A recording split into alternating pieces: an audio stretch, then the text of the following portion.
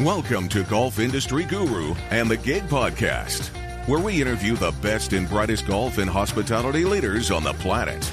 On today's episode, you will learn some proven real-world solutions that'll help you and your team solve some of your biggest golf business challenges. So stick around for some tips, tools, and training to get you, your people, and your business powered on. Here's your host, James Kronk.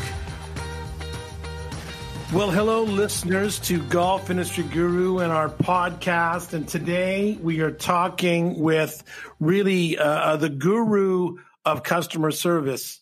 Andy Stangenberg is the founder and CEO of Q Principle. He's an author. He's a life coach. He's a trainer. Andy, I've had the good fortune of sharing the stage with Andy at numerous conferences around the world. And to see his presentation live, to say that it's inspirational is not doing it justice. But Andy is just incredibly knowledgeable about service and about creating a culture of service at your club.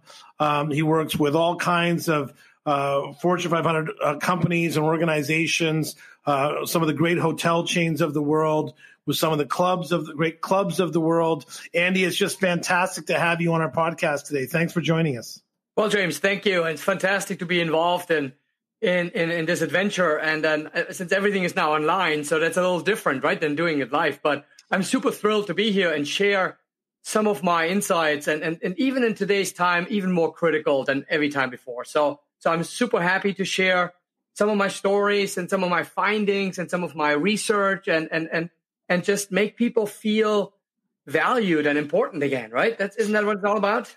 It is what it's all about. And you know, like you and I both know, normally this time of the year, we might be sitting at a bar in Timbuktu talking about the industry and talking about service, but it is a new world right now. And in particular, as we're recording this podcast, you know, travel's shut down. Conferences are shut down. And what's interesting is that things like podcasts and things like online training and things like webinars, things like you're doing as well. I mean, you just obviously, Andy's also a great author of a fantastic book called 70 Summers.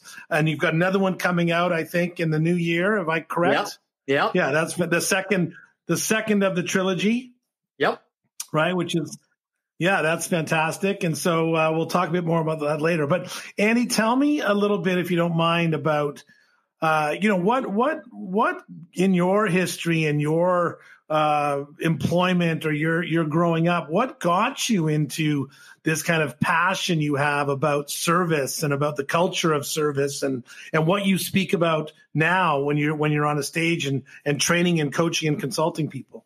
Yeah, great question, James. A lot of people ask me when I'm on stage, and I'm doing this now for 15 years, what made me leave my corporate career to dive into what is not necessarily training. I don't train people to become better in their job. I help people to become better human beings. There's a very different philosophy behind that. And a little background about myself. I grew up in Europe, in Germany and Switzerland, and I studied hospitality and service from the hotel side. So in Europe, you actually have to study service and the industry 3 years. You have to go to school. You have to do your practicum in actually hotels, because in Europe, service is not a job. That's much more than that. It's a career, right? They don't just hire you on Saturday and throw you on the front line on Monday like it happens in many other parts of the world. You know, listen, if you want to be a professional server in Germany, you better have a degree on the wall. Otherwise, they don't even invite you for an interview. Wow. So service is very, very serious and very highly regarded where I came from. So I studied hospitality. I got my degree in wine and spirits. I'm a professional drinker. I have a degree on the wall. And, you know, so I took that very serious. And then I traveled the world. I wanted to see what's out there after my 3 degrees on the wall. I have a management degree. I have service degrees, hospitality degrees. But there was more to this game of success than just showing up to work and doing a job.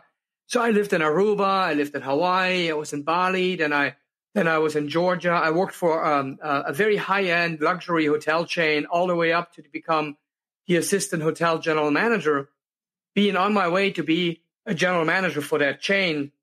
When in the heights of my career, I literally quit. just before I was promoted, I walked. And that was about 15 years ago. And people ask me, that really refers to your question as to why. There's got to be a why. And that's a great question.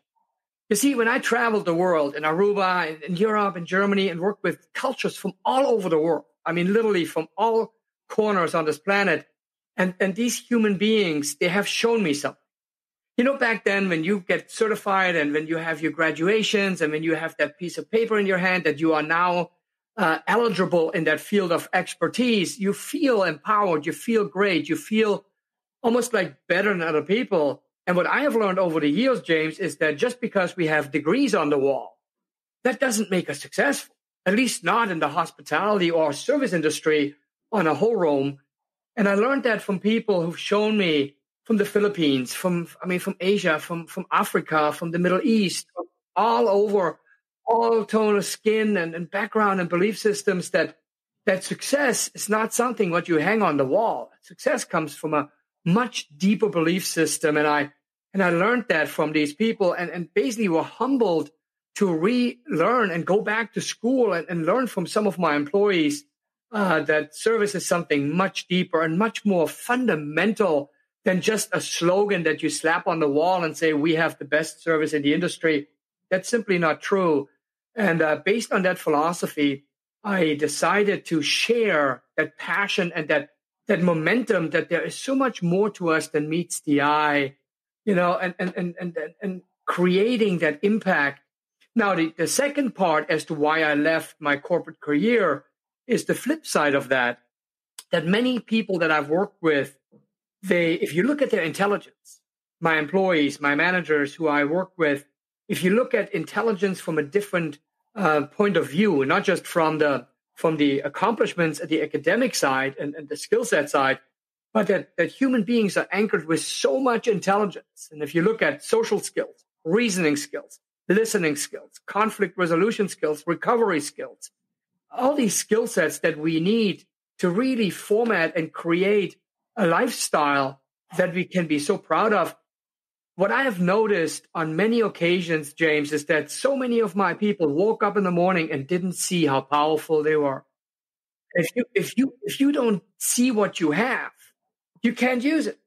Naturally so. I mean, you can only share what you have, right? So with that passion to share the activation code, so to speak, creating a new value for people. And that's not just at work when you work to work, but also, you know, and Dr. Seuss, he says it best. He says, you never know the value of a moment until it becomes a memory. And we all live in these moments that we create, but looking back, what do we leave on the table? And that's how I started. That's why I started Key Principle. Yeah, what's fascinating about Andy, about that story to me, and in addition to many things, but one of the things that's fascinating is that here you started from the technical side of training you went to school in Europe learning, where the fork goes and where the spoon goes and, how to fold the napkin and turn into a dove, the technical aspect of service. But then you got back to really the culture part, which is the fact that you have to be passionate about hospitality. You have to be passionate about people. And you and I have been lucky enough to be in places like India or places like Asia and Thailand and different places around the world where the culture is naturally about hospitality and about welcoming and greeting and smiling and all those things. So I think it's interesting how you kind of went back, right? It's like the technical side where you're training, but then you realize that it's the human element that really creates that culture of service. Would that be fair to say? Is that kind of what I mean, I know that's what drives you now and what kind of you get excited about, right? We still do skill set education in food and beverage. So we've built a comprehensive program from the school system in Europe and from my experiences. So we do service a lot of clubs by strengthening their skill set side of food and beverage. But I would say 85% of what clubs and businesses, luxury businesses bring me in for is the human capital development aspect, right?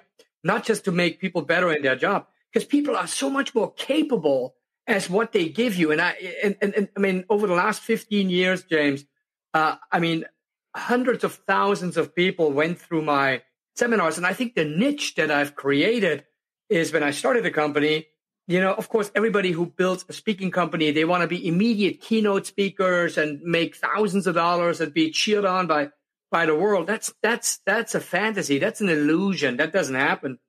And I knew I can't compete with these top speakers. So what I did, I built programs for staff and for middle managers, because that's where the needle really can be moved, because nobody does that. The reason why training is so dismissed by staff, and ask any employee to go to training, they roll their eyes and they say, God, shoot me now, I have to go to a training. I know. And you and I both know, you can stand on a stage and, as Greg Patterson would say, be a dancing monkey for an hour, and see if people will remember three things. But at the end of the day, you fly home and, hopefully it was a good afternoon, but it's not going to change the culture of a club. And I'm not diminishing, by the way, speakers and trainers and consultants, because that's what we do. But my question for you today, and this is what I think, you and I are both getting more passionate about online training or about the world of information. And this is what you do on a day-to-day basis with programs. But for those clubs out there or those general managers or those directors of golf or those owners or food and beverage managers, what do you think are some of the kind of the key elements that you have to have a culture of service in your department, in your club, in your chain, whether you have 1,000 employees or you have 2? What in your experience, what's some of the elements of having a culture of service? First of all, great question, James. And that's really what we dove into when we build our programs. It's for staff or for management. We are doing, of course, now I'm doing lots of keynotes as well for general managers. And so it has to go hand in hand, but it has to be the belief system that anchors the true reality of where we are, where we want to be, and most importantly, how do we get there? And so many people, they are when I walk through clubs and the general manager or the operation, it could be a hotel as well, or it could be airline industries, or it could be any industry, and people complain about their service. Often what I find, James, it is not that the lack of service is apparent, it's that they have a morale problem. So what we did with Q Principle, we are starting to build programs backwards. That means we are looking at what that culture really should be, all the way back to how do we begin, and every element that we build focuses on, and you named it, change. And I call that healing. That the fact of modifying and reprogramming, and almost like learning to unlearn to relearn. Very important. So within that factor, often when I listen to speakers and trainers, and they all have great messages, but they all talk about what's supposed to happen. What is your mandated way of being? And I talk about this later on when I'm digging a little deeper in some of our philosophies and strategies and tactics that can be used by clubs immediately, right? You don't have to listen to 15 hours before you can start. There's some takeaways that I'm bringing as well in each segment. But it's what many people, the mistake they make, they only look at something we call to do. You have to. That's why training is so dismissed by staff. They hate that word training. So what we have to do is we have to look at the reality of what people really going through. Basically, we're looking at service inhibitors. And it really boils down to the question as to why. Do you know people? Have you ever met people? They wake up in the morning and they say, God, shoot me now. I have to go to work, right? Isn't that normally what people say? We just started working with some healthcare organizations, of course, all virtual, all online for now. But they know they have a purpose, but they forgot the real purpose as to why they are there. So often work has been indicated in the eyes of staff and management as to something negative. And if you wake up, if you walk into any organization and you rather not be there, you can have the best slogan on the wall. You can be the most fundamental company. But if your internal heartbeat is not there, if the staff rather not be there, eventually you will lose, because what is naturally absent is the passion. So we are looking at several different elements. We're looking at, for example, higher purpose. in giving people a different mindset, because the way you think is the way you feel. The way you feel is the way you act. And that action becomes the reality about you in the public's eye. That's just a fact, right? So in order for us to change the dynamics on how people arrive at work, we have to dig deeper, and therefore we have to find out what matters. And there's a beautiful quote that was written many years ago. I get back to the name here in a second. I forgot the author. If you give me a second, I'm looking this up. A beautiful quote by William Shenstone. And he said, "It is motive alone that gives character to the action of man." So, and this is not about a cheap inspirational speech where you said, "Can't we hold hands and sing Kumbaya?" That doesn't work. We got to go deep. We got to dig into people's emotions, what really matters. And that is not just coming to work, doing a job. There's a whole iceberg beneath the tip. And I think, I think that sometimes we can get caught up in, worrying about what's our club's why and, what's our service philosophy and, what's our core values and how they relate to our customer service experience or our employee experience.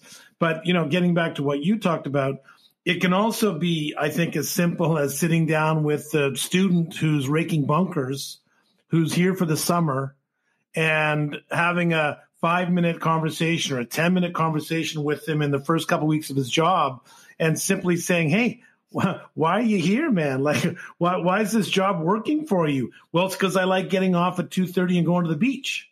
"Okay. So let's make sure that, on sunny days, I don't keep you later to rake more bunkers, or let's make sure that, that I understand." And then at least the employee knows that or that you care about what's their individual driver, right? I mean, we always like to say that, or at least what I like to say is that culture doesn't happen by drinking the same Kool-Aid. It happens one individual at a time. And you need to, as a leader, as a boss, truly try to reach out and find out what is it that's driving that employee. Because if you got 20 employees, you're going to have 20 different reasons about why they're there and what they're getting out of their job, whether it's summer employment or it's their career of choice. And they want to, if someone's working in the dish area of the kitchen, one of them might be there because they're trying to pay for a car payment. The other one might be there because they're trying to learn all aspects of the kitchen because one day they want to be a Michelin 5-star chef, right? I mean, there are different processes there. James, 100%. And normally the way I'm starting off some of my seminars is that, first of all, we all different age group, different background, different belief systems, different heritage, different DNA. We all hold so different, but we're sharing certain ingredients that are fundamentally important to us. And that means everybody wants to live better tomorrow than today. And that's really what you just spoke to, right? And that's that personal motive that makes us move forward. I have not yet met, after coaching thousands and thousands of people all over the world, this is culturally aligned. Last year, by the way, did you know that last year, you and I had a beer in India? Did you know that? No. Yeah, I have a journal. So I looked at my journal. Last year, we had a beer in India together where we did these great seminars. And by the way, today, we were supposed to be in China doing some seminars as well. Thank you, COVID. Yes, thank you, COVID. Thank you. So, and speaking of COVID, because we know how COVID has impacted our business and our kind of stuff, but how do you think this pandemic has impacted employees, like from a service? Obviously, we know about safety and about masks and about, fear, and there's all kinds of different elements. What do you think is happening to service employees with regards to how COVID has impacted their reality or their comfortability or their ambition or whatever it might be? How do you think COVID has impacted the service industry in that sense? Oh, on all levels. I mean, the devastation within the ranks of COVID and has affected just about any industry around the world, but especially hospitality, where this engagement one-on-one, making each other feel good, is so critically important. Sadly enough, and I'm going in and take a burger to go. I mean, many employees they're friendly, they're excited to be there, but then there's still the grouch buckets, right? They hate being there. It's not so much the fear that matters. It's more like their personality comes out. And I'm not judging. You don't know what's going on behind the scenes. But here is the reality that people are dealing with. And I'm getting, due to my connections and so many employees, they email me, they ask me for time on the phone with them. And many, many people have left the industry. They've been trained for 15, 20 years to do a great job in the hospitality, and now they've left because they were furloughed or laid off, and then they have to feed their families. So many went into construction. They went into relearning. They went into the post office, UPS, Amazon, and they will never come back. So what my point is service has to stand above all, and service will always be the differentiator and the driver for making a difference in a business. Because service to me is the anchor, not between business and customers, not between managers and customers, but 95% of every interaction that takes place between an organization and the experience with a customer is in the hands and willpower of the employees. Now, when COVID, hopefully we'll get this vaccine very soon, when COVID is going to get under control, it will never go away. It's like the flu. We have to live with it. But hopefully there's going to be a vaccine. But recognizing that the hospitality industry has been reshuffled on such a level, now all these new people have to be hired who have absolute zero experiences.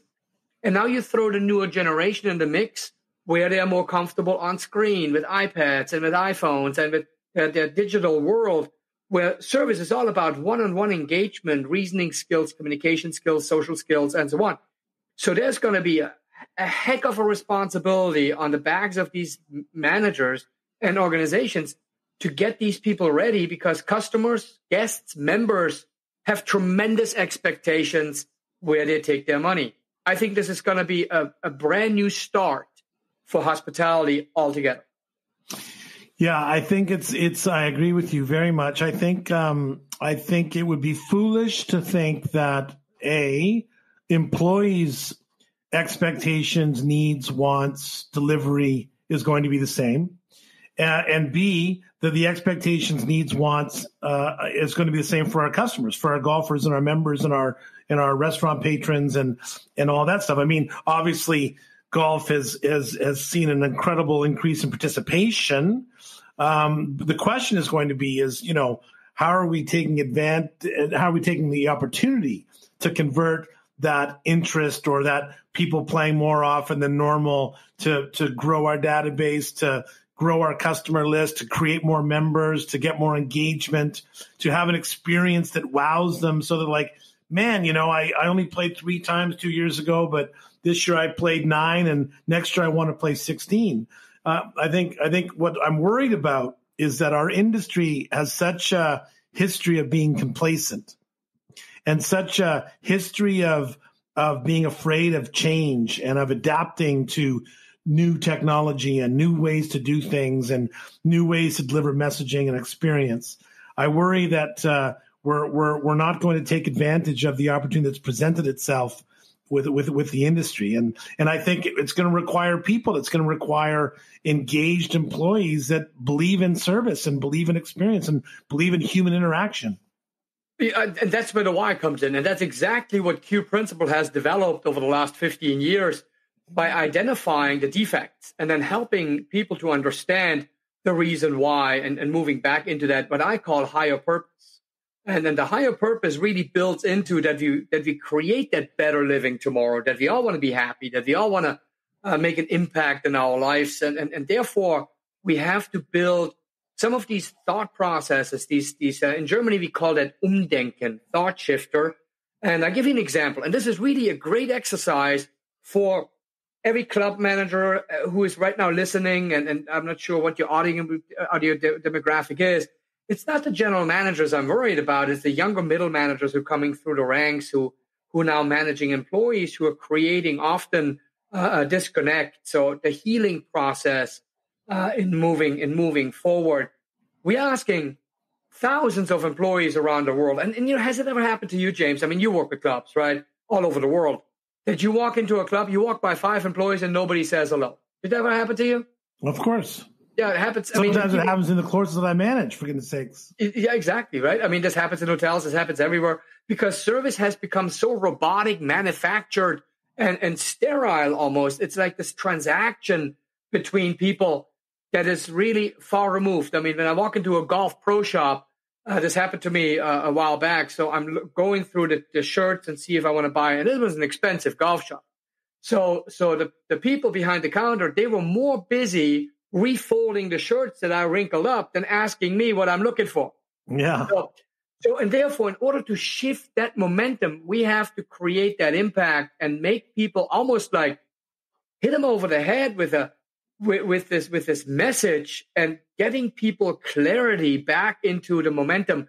So here's a question that should be asked by every general manager, every middle managers to measure the qualification stage and the thought process of staff. Here's what we're going to do. The first question when I stay in front of people is, who do you work for? And you almost should see people's faces. They look at me like, what? I mean, they're engaged. I start this off with fun, great stories, and make this really fundamentally interesting for staff. They realize right away, wait a sec, this is different. This guy's he's somewhat crazy, right?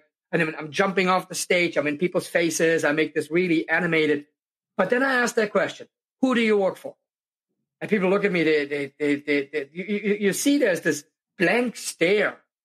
And then the stereotype answers I'm getting is that, oh, I work for the members. Or I work for the club. Or I work for my boss, right? But my boss doesn't appreciate it, but I work for my boss. I mean, these are the answers I'm getting. Very monotone, very sterile. And that's when I interfere because that shows me how we have programmed people for the last years and years and years. Basically, you an employee, shut up, come to work, do your job, and go home. That's out the window. The organization needs to shift the way they think and the way they activate the purpose and the reason why these employees are there. And that's when I interfere. I say, stop. And I mean, it would be interesting to hear from the general managers and managers who are listening to this. When they ask the question, they probably get the same stares. I say, you may be employed by this club, but you don't work for the club. When you get up in the morning, when you get dressed, who are you really going to work for? And that's when you see the pennies fall. That's when you see people's eyes wide open. And that's when hands go up. I said, well, I work for me. I work for my family. I had this banquet employee came up to me pre-COVID, and he gave me the biggest hug after the seminar. He said, Andy, I just became a father. I have a little boy. And you're right. I work for my boy to create a better future. And I said, and with that statement, you can't wake up in the morning by saying, shoot me now, I have to go to work. You may as well tell your family, bye, I'm going to suck today and I'm going to fail. You can't do that. It's a fundamental responsibility of every human being. Because if you think that that you work for somebody else, naturally so psychologically, you're holding these people accountable for your safety and for your future. That means you're losing control where you're going. And why would I work 120% if I think I'm doing this for someone else? So here's the first major finding. When you dig deeper, we have to reshift and re-evaluate the reason as to why people are there. And James, that phrase by itself is a thought shifter and a game changer that is fundamental. Totally. I love it. Andy, I think that, what I love about this is that that's like step one of what this evolution of service I can see is going to go on and on and on as we talk about future podcasts about, you just talked about the basics. You just talked about step one, about understanding that you work for yourself. In future podcasts, when we chat with you, we're going to talk about so many other of the next elements of that evolution of service and how to create that culture in your club and how to create people there. Before I let you go for this podcast, Danny, I would say my question for you is in your travels and working with managers that understand service and really get it, really speak the speak and talk the talk and walk the walk and all those other cliches. What would you say is one of the attributes, the qualities, the skills that a manager that is able to create a team of great service? What would be one of the skills that you think that they possess? Oh, you know what? Together, you know what I mean? Yeah. You're bleeding into the management program, which I'm really excited to share with you as well. As I said, 6 hours of service, another 6 hours of management. So we have plenty of material that we can dive into to really go deep. I mean, this was just the first introduction, what Q Principle is all about, how we shift the thought process of people to be willing, because it's willpower that makes the difference, right? Yeah. So when it comes to management, and I said this earlier, and I don't say this lightly, but I think that the relationship between managers and staff in this country or around the world, as a matter of fact, is somewhat broken. It's raptured. And people often say, well, this is a little harsh. And I said, well, then ask yourself that question. Ask any of your staff members to come to see you in your office. What is generally their first thought?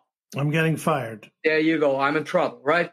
So within that, we can't build a strong brigade. We can't build a winning formula that really moves us forward through their own will, not because they have to, but because they want to. So we have to do something called healing.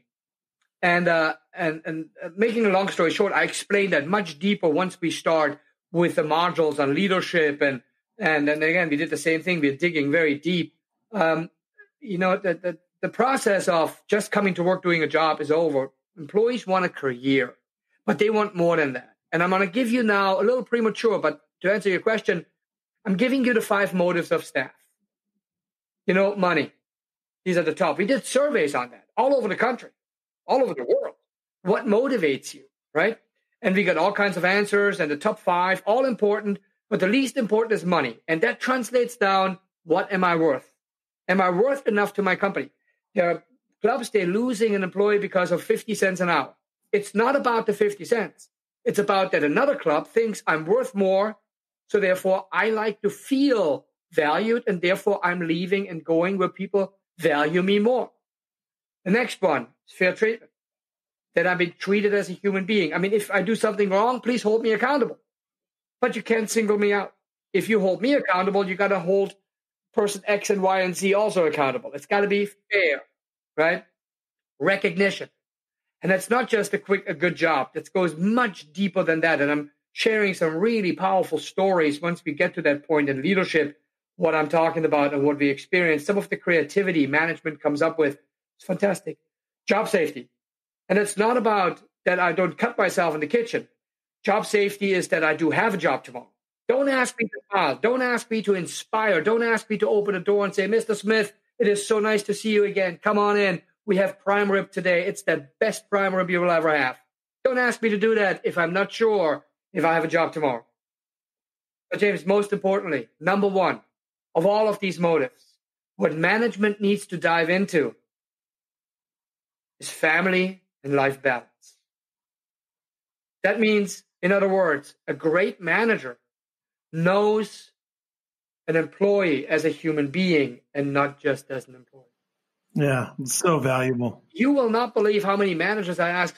So how many employees you have? 30. Do you know their first name? Sure. You know their last name? Do you know their children's names? And that's when it stops. Yeah.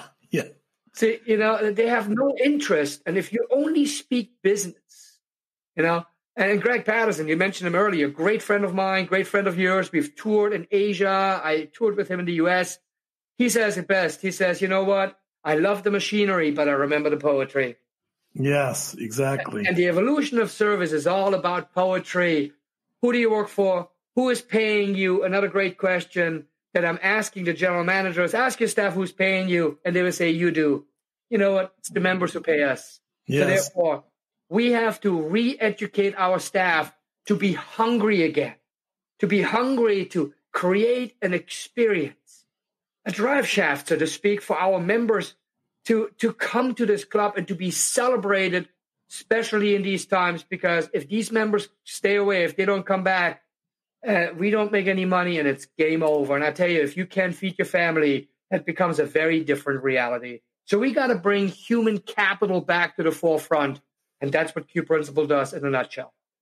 I love it, Andrew. I love it very much. That's fantastic. I look forward to, I just look forward to our next podcast because I can't wait to delve a little deeper into all of these topics that you brought up. And there's so many valuable nuggets in even just our little introduction today. Evolution of service, really, I would say episode 1 with more to come. So I want to thank you very much. I look forward to our next chat. Look forward to sharing more of your wisdom with our Golf Industry Guru members. And I look forward mostly to being somewhere exotic and have another beer with you whenever that day comes. 100%. I can't wait. James, thank you for hosting. And it was a pleasure sharing that. And I can't wait to do more. As I said, I'm oozing. I can't wait to share some of these findings with more listeners. So they can and our members can find you on qprinciple.com. You bet. And my book is on Amazon. If people will talk about, the book is about confidence because people say, well, you are in service and leadership. How come that your first module is confidence? And simply is that if you have no confidence, you don't believe in yourself, you can't give service and you certainly can't be a great leader. So that's why it's a business fable. It's not one of your boring. I was going to say, it is I don't even know if you call it a business book. It's a novel is what it is. It's a fantastic fable with some great business lessons in it. And congratulations on your book, Andy. But thank you. Thanks so much for having, and we'll look forward to chatting soon. James, 100%. All the best. And I look forward to the next round. Cheers. All right. Bye-bye. Thanks for listening to the Gig Podcast. We hope you enjoyed this episode and mostly that you learned a few things that will help you improve your business. Join us next time as we continue to bring you the best and brightest golf and hospitality leaders on the planet. Thanks for listening.